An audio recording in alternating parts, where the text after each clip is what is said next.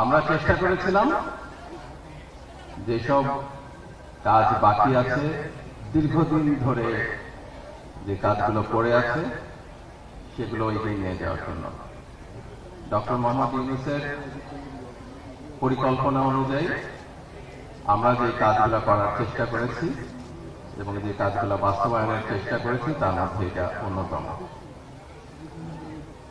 আমরা চেষ্টা করেছিলাম বাংলাদেশের কোনো মানুষ, কোনো নাগরিক যেন আর মনে না করেন যে তিনি বঞ্চিত। বাংলাদেশের কোনো নাগরিক যেন মনে না করেন তিনি সমাজের মেইনস্ট্রিমের বাইরে আছেন, আর সেটাই বাস্তবায়নের জন্য আমরা কাজ করে যাচ্ছি। বাংলাদেশ সবার, এটা বহুমাত্রিক একটি দেশ। সমস্ত ধর্মের মানুষ, সমস্ত ভাষাগত মানুষ এবং নৃগোষ্ঠীর মানুষ যেন একত্রিত হয়ে বাংলাদেশকে গড়ে তুলতে পারে।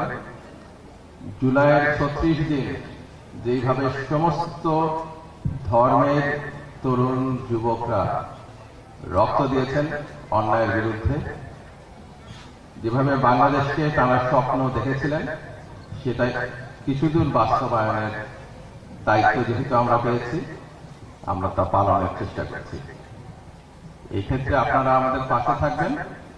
আমরা যথাসাধ্য চেষ্টা করে যে সংস্কারের পরিকল্পনাগুলো আছে যেটুকু সম্ভব এগিয়ে নিয়ে আমরা আপনাদের থেকে বিদায় নেব। সবাইকে ধন্যবাদ।